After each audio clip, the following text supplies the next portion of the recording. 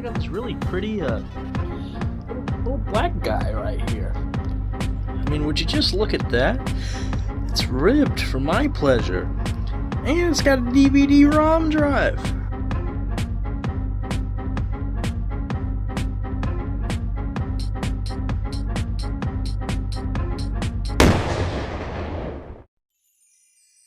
We all know the greatest OS of all time, Windows XP. When it launched in 2001, Windows XP wasn't just an OS. It was a revolution, and computing had changed forever as we knew it. The moment that green hill and that blue sky popped up on our display, we knew we were in for something truly special. Bliss wasn't just the name of that wallpaper. It was how it felt to use the software. For many of us, Windows XP was our first taste of the digital world. Whether we were browsing Internet Explorer, drawing wieners in the new and improved MS Paint, playing GTA 3, Lord knows what. XP made personal computers feel personal in a new way. It was sleek and stable, intuitive. It just fucking worked. It's not just the nostalgia talking, it was really innovative. The new and redesigned NT kernel introduced faster boot times, snappy performance, and plug-and-play support for new hardware. A totally reimagined interface that was drenched in color and details, while still remaining compatibility with just about everything the former versions of Windows could do. XP set the standard for what an operating system should be. Everything from my early days of gaming to school projects, the early days of YouTube, XP was the OS driving it all. XP wasn't just software. In fact, well, in my opinion, it was the window to a new world. It was the gold standard. It was Microsoft's killer app. So now, let's build a system that's designed for Windows XP. Today's episode was brought to you by the epic wombo combo of Craigslist and eBay. Yep, today's build is the sibling to our sleeper chassis from the last video. This is an Inwin V523T. This is another micro ATX chassis sporting a nice slick black finish, and internally it is basically identical. Also has two 5 1/4 inch bays, two 3.5 inch bays with a removable drive bay, and plenty of room for cooling, so this is a good case for a little build like this. For that reason, I do feel the need to make this case stand out a little bit more than the last build. And according to Newegg, this particular case was released in 2005. Ours, however, was manufactured in 2006. Now, with all that being said, let's go ahead and take a look at the hardware going inside of this machine. Now, at the heart of this build, we'll have a Intel Core 2 Quad Q9550. Look at that pretty box, doesn't that just take you right back in time? Of course, inside we have our owner's manual, stock cooler, little socket protector, and of course our chip. Look at that in its thermal pasty glory. Overall, I'm really excited to have a box for this thing right here. You see we've got our frequencies and our front side bus speed and socket type and cache and all that. This is one of the better Core 2 quads out there, of course. For our graphics processor, we also have another unit with its original box. We have a GeForce GTX 260 Core 216 model. This is basically like think like the modern TI or a super variant. This was released a little later in the 260's lifespan, and basically what it is just a heavily binned variant of this card that performs a little better and has more CUDA cores. I guess at this point they were CUDA cores, right? I think CUDA cores were introduced with the 8800 GT. But oh, would you look at that? I sure do miss the days when graphics cards looked like this, with sick flames, or big boob ladies, or epic space soldiers and frogs and all kinds of crazy things. Look at that little supernova right there. Oh yeah, that thing rocks. For our motherboard, we have an Asus P5G41TM. This is a micro ATX motherboard, obviously, but it has support for DDR3.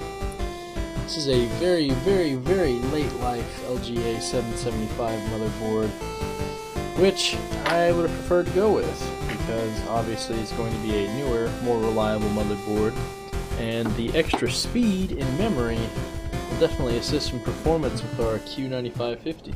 And for our memory, we have two 4GB DIMMs of G-Skill Ripjaws, 8GB of RAM with 32-bit Windows XP. Yes, it can be done, and we'll go over that later. To provide power for this system, we have our fallen comrade OCZ's Mod Extreme Pro 600 watts, sorry. Is this thing a ticking time bomb? Maybe. But is it period correct? Is it sick? Yes, it's OCZ. It's semi-modular. What more could you ask for in a mid-2000s, late 2000s gaming machine? And it's got a really nice little fan on the bottom with this cool little grill. Has a dent in it, but I think if you're not looking hard enough, you won't notice. Maybe if I smudge it enough, it hides it. Nah. For storage, I have a remanufactured 2TB Barracuda XT that was manufactured in 2010. So, period correct, I guess. Goes with the motherboard and the CPU, that's for sure. That's nothing crazy. This is a reliable drive. I've had this thing for years, and it works great. Recertified. I have this really, really cool Intel Extreme Edition stock cooler. It's got blue LEDs. It's very large and in charge. I just don't think it'll physically fit with the socket location compared to the positioning of the motherboard and the case, if that even makes sense. But we'll give it a shot. If not, then, well, we'll just have to use that stock cooler for the time being until we can source something a little more on the cool side. Ha ha ha, no pun intended. One of the things I'm most excited about here is this box of new old stock parts from performancepcs.com. Now, if you're looking for mid-2000s kind of vibe, then really check these guys out. They've, well, got parts from 2005. We have 4 of these cool AC Ryan 92mm UV backlit fans. The case only really has room for, I guess, 2 92mm fans, but with a hole saw and some patience, you can make magic happen. We also have these fan filter things that are also UV reactive. Pretty cool.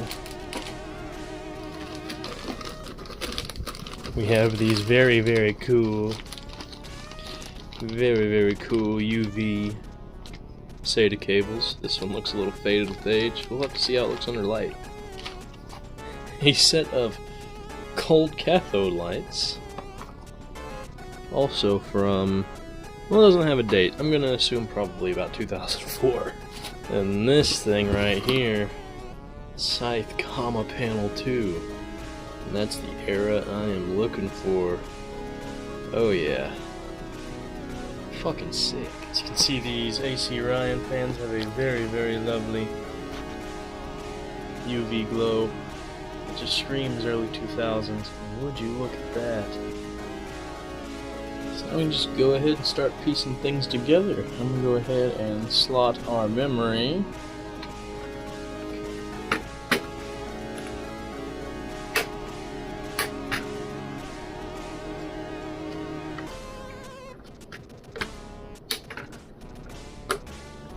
Now we can get on with throwing in our Core 2 quad into the socket with you. With a little jiggle for good measure.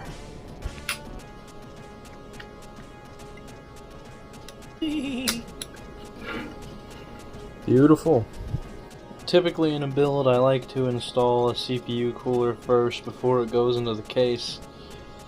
But since I'm not certain this thing is even going to remotely fit, I will just do it after the fact. Now that our motherboard is mocked in place, let's see if we'll have to use a different cooling option.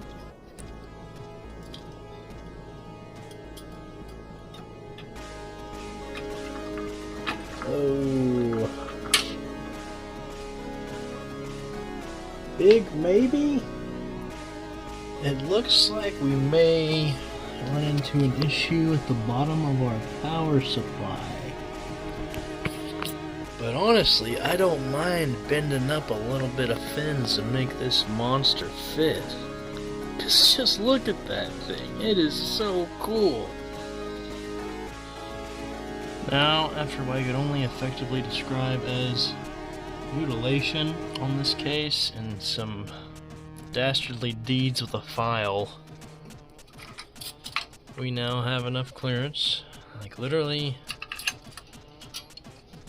that much clearance between the bottom of our power supply and our massive cooler. That's pretty cool. Now, after a little bit of a date with a drill, I've got our front fan here installed. Now I think before we get too far, it might be a good time to figure out a position for our cold cathodes here.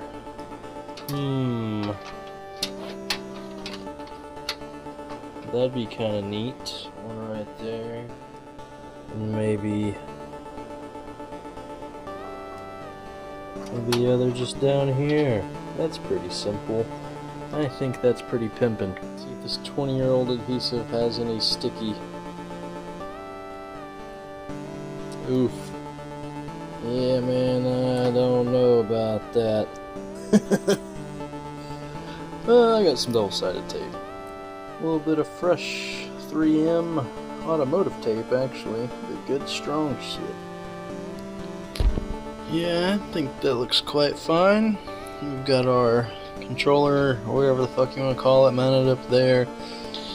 Another one down here on the bottom. Our little on and off switch back here. Now we're gonna have to get these fans and all that wired up, I guess. There's only one fan plug on this motherboard, fan header. But a CPU fan header, which is absolutely wonderful.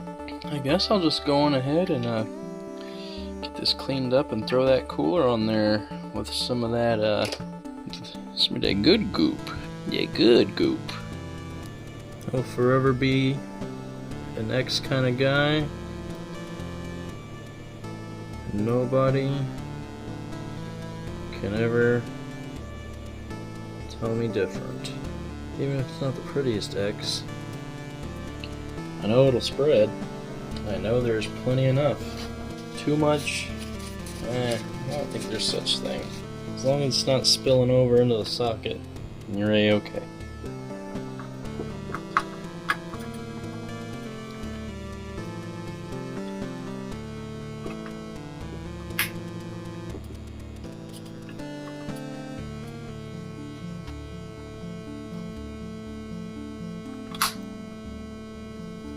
Forever hate the Intel stock cooler. Just before we get too far ahead of ourselves, we should maybe see this thing even cuts on.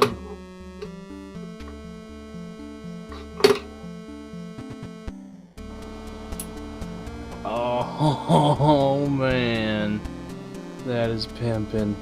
Look at those lights. Cathode tubes, man, those are sick. Oh, you get some light off in here.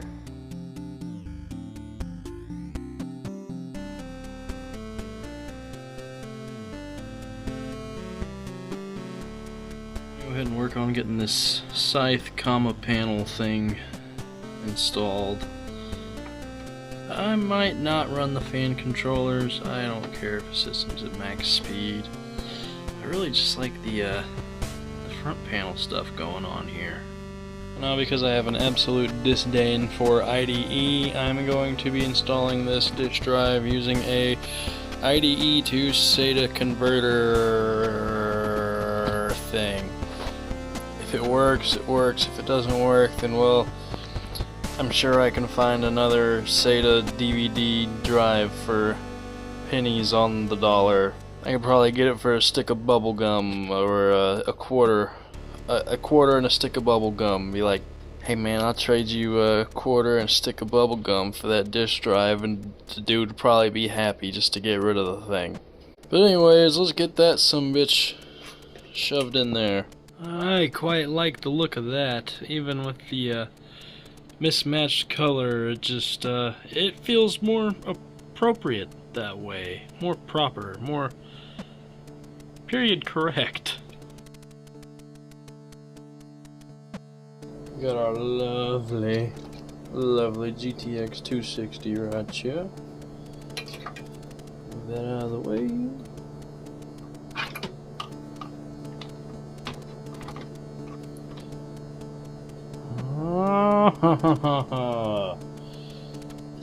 It sets a slot lower.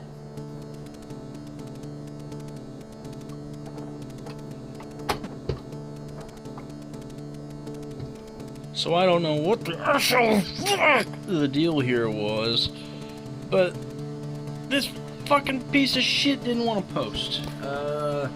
So I started unplugging shit from. I took out the graphics card, didn't post. Okay. Reseated the memory, it fucking didn't post. Okay. Started unplugging shit from my card reader, and then it posted, and I was like, okay, maybe this fucking thing just doesn't work, and it's making my shit short out. And I just start plugging stuff back in. It posts. Plug it all back in. It posts. So I guess I just had to reseat something. Yeah. Awesome. Now that we know that the son of a bitch works, we've got it pretty cleaned up and cable managed and looking all nice and whatnot. And then we got a side window cut out here. It looks really good. Just wait. Shh. Just trust the plan. Just trust the plan.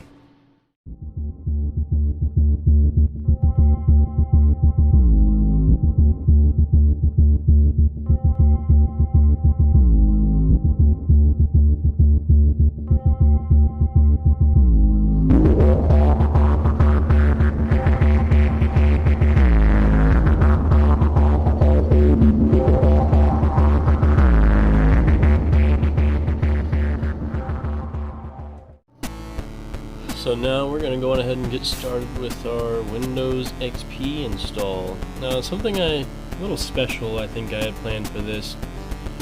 I'm going to go on ahead and dual boot Windows XP and Windows 10 Long-Term Service Edition. And Windows 10 so I can just copy files over to my separate partition as opposed to having to connect Windows XP to the internet in 2025. Which I mean I've done. Used all the legacy update tools and all that to get it up to speed. Got it connected to the internet, and it honestly it does fine as long as you're just using it for normal things like YouTube and you're not doing a whole lot of downloading and whatnot. That's where I'd be worried. But here we've got our Windows XP install CD right here. Boot device priority. Okay. Let's do this shit. Oh boy, now we're in Windows Setup. Truth be told, I had already tried to install XP on this system with a flash drive. I didn't really seem to like it, so...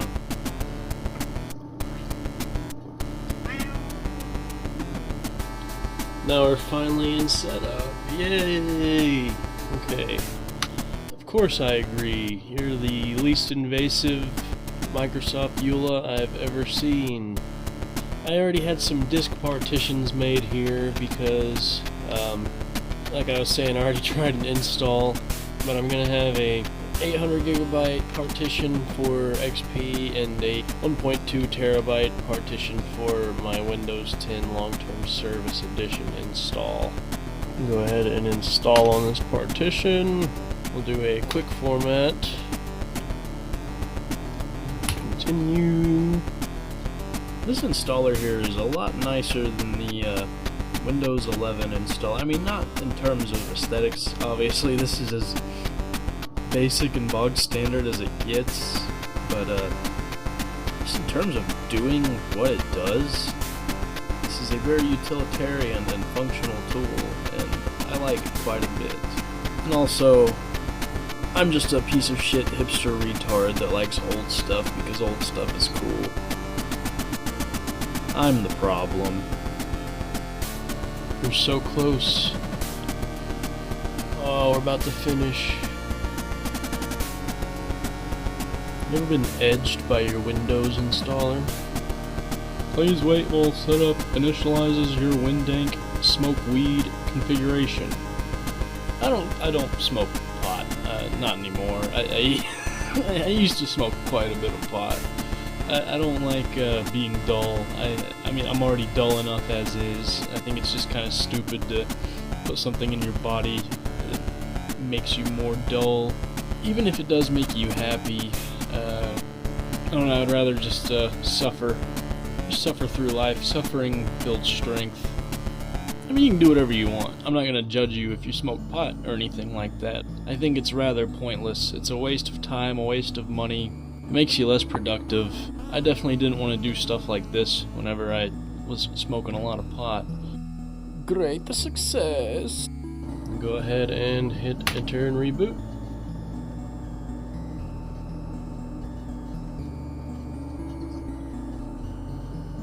Huge mouse cursor. Nice to see that we are finally in the graphical user interface portion of the XP installer. Oh yeah. So pretty. We're in there. Come on, baby, I got faith in you. Oh, there you go. Just some positive words of encouragement. That's all it takes. Install devices.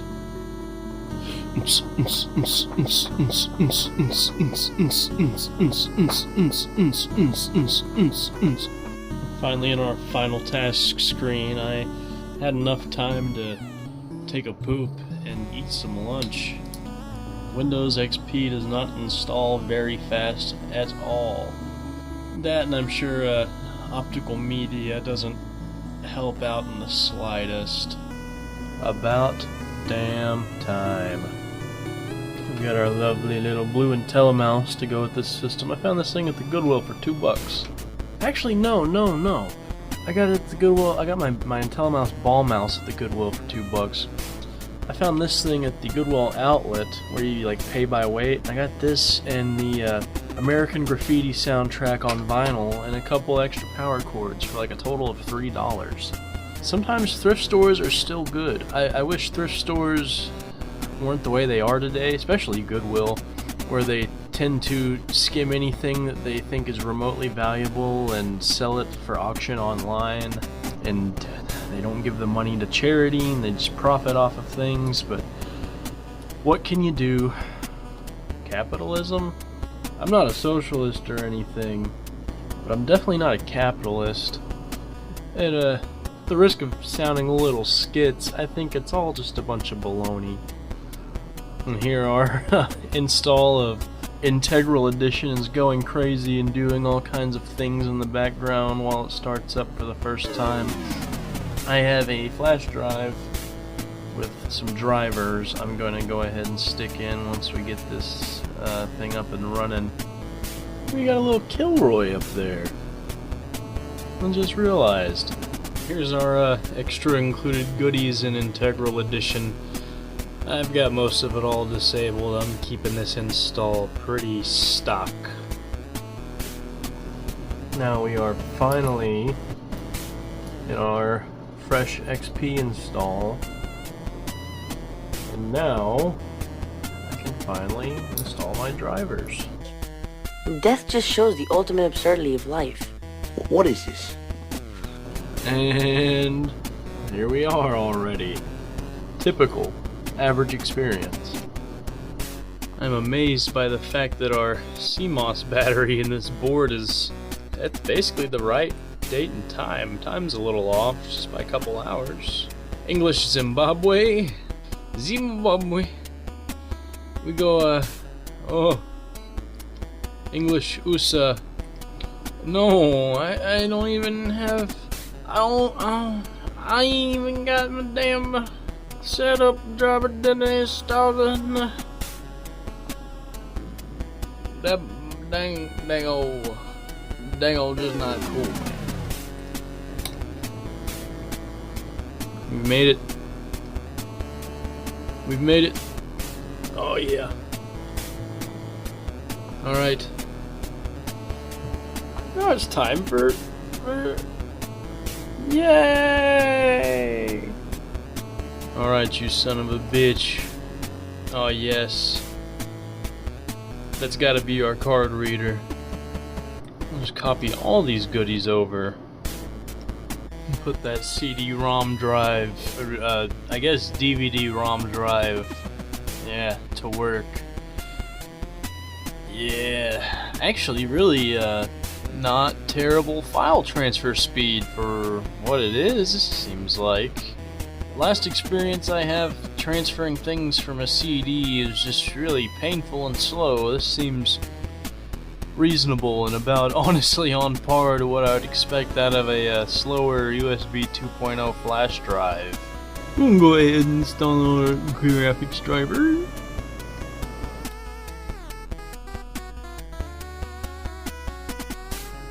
That was pretty speedy. Audio.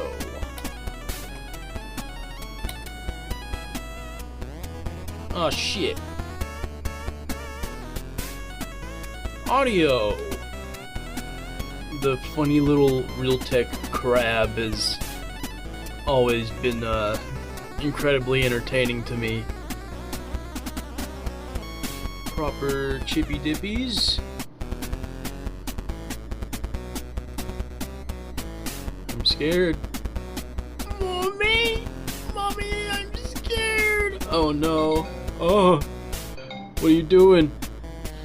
Now we're gonna go ahead and install One Core API. This is basically just a address extension for the NT kernel that allows it to access some pretty epic features, like later features from later versions of Windows, and use software from later versions of Windows, and you get a memory expansion and all kinds of goodies. This is how you download more RAM for your Windows XP system. Pretty nifty stuff.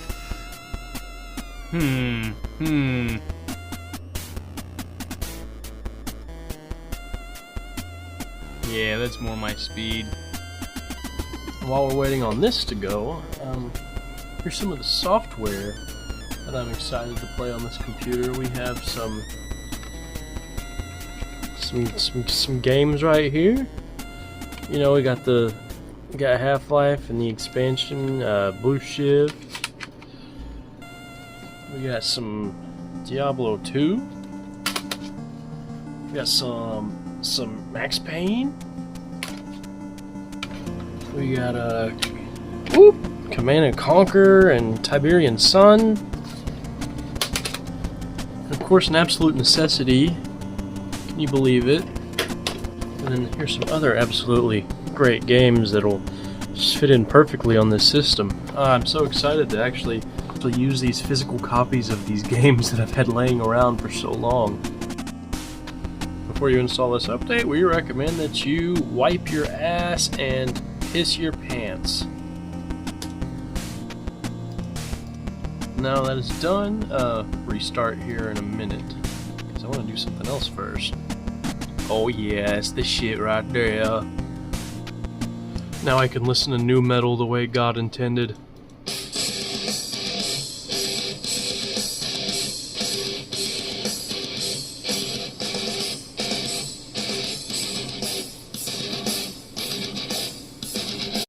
But there you go, after restarting, after installing one core API, now you can see our device is picking up 8 gigabytes of RAM. Very nice. Okay, now with that nightmare out of the way, we can finally install Windows 10. Here's the easy part, the real easy part. Oh, glory to God.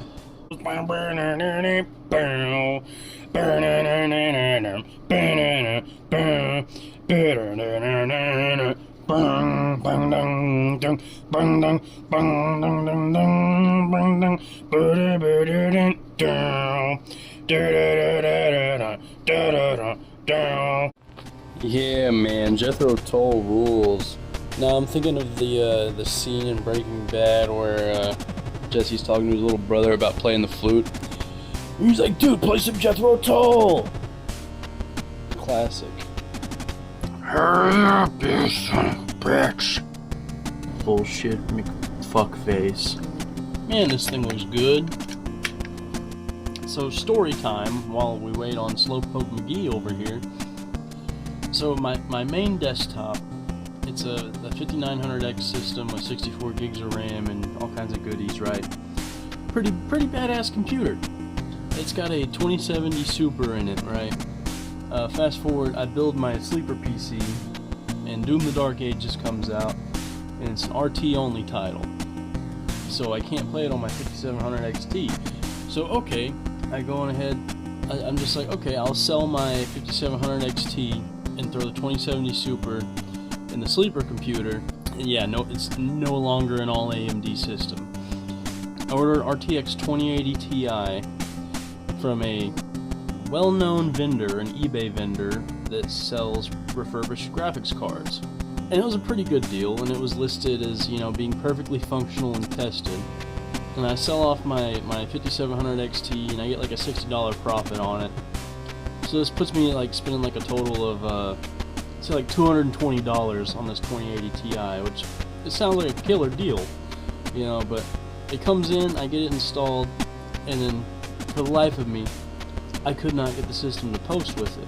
I tested it with 2 different power supplies, with plenty of power, like an EVGA 1300 watt Supernova, and hey, Windows is doing something. I eventually get it to post, and then I install drivers for it, and I test it in FirmMark. So the card actually came undervolted.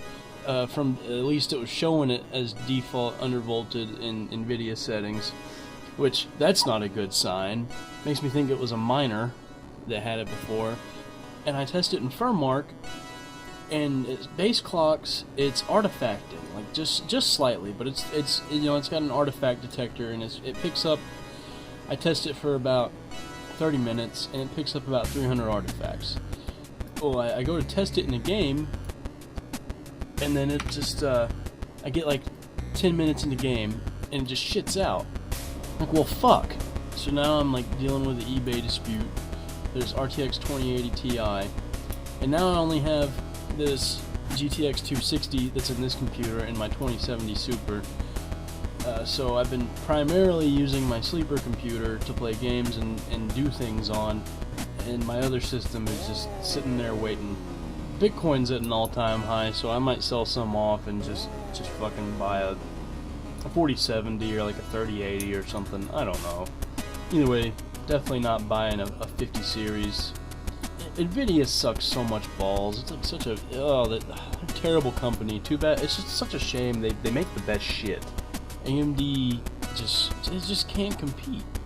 AMD just can't compete. So now we have Wi-Fi. Yay!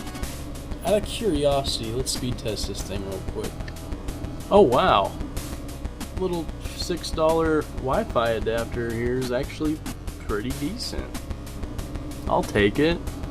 Pretty amazing. For our 260 we have driver releases all the way up until 2016.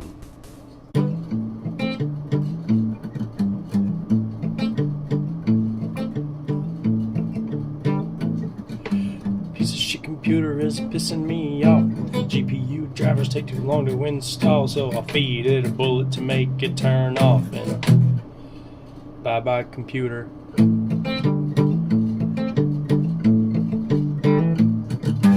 Now we're going to use EasyBCD to modify our boot. Windows XP, Windows CP. That's crazy. So now we go and shut down. So now when we start our computer, it initially loads into the Windows 10 bootloader, but it presents us with the option to boot into Windows XP. Very cool.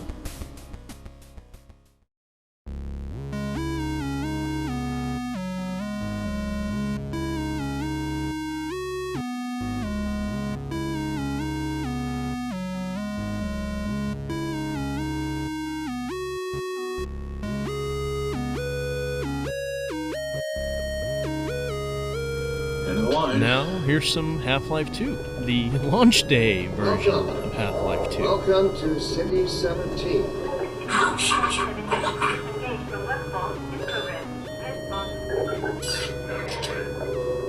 About that beer I owed you. It's me, Gordon, Barney from Black Mesa.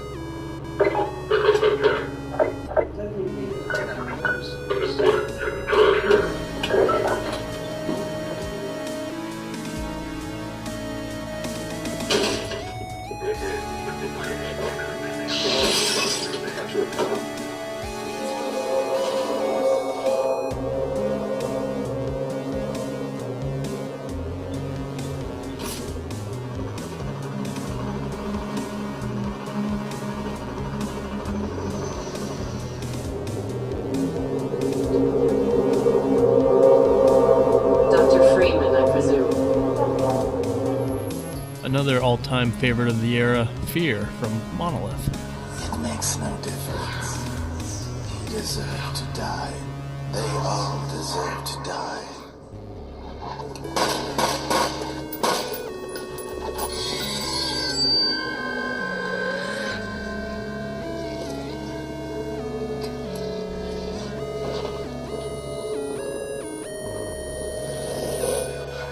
When it comes to FPS game mechanics, Fear is a tough game to beat.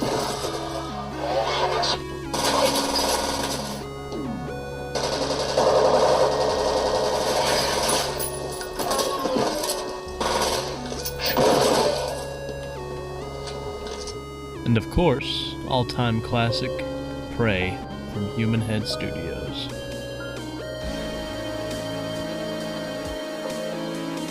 What are you looking at? Real tough guy. Can't even tell her you love her. I gotta get off this damn reservation. Don't touch her. All right then, Chief. You want it? Come get it. It's on now.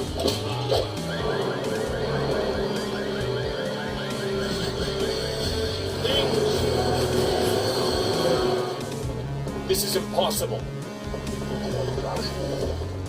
What are these things?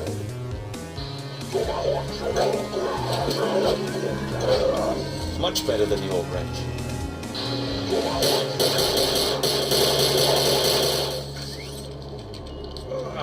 Fast! Whoa! And of course, before anybody asks, yes, it can run Crysis.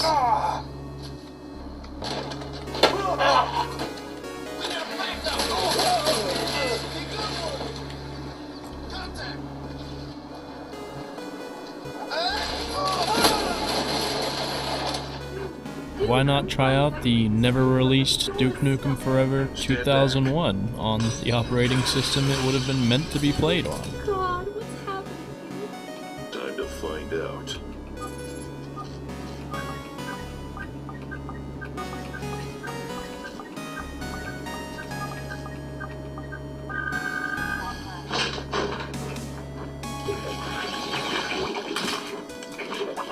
I'm giving you the boot.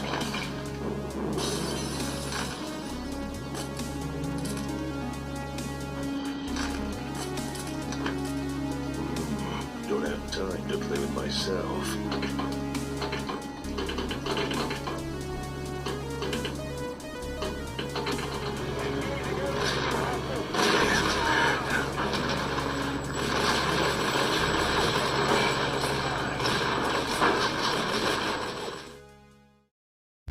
Well, that concludes the build of this pretty killer little retro battle station. We've got plenty of room for storage and an ample selection of games to choose from, and I think it looks pretty badass. In spite of some of the issues we faced along the way, I had a really good time doing this. And if you guys stuck around for this long, I just want to say thank you for watching.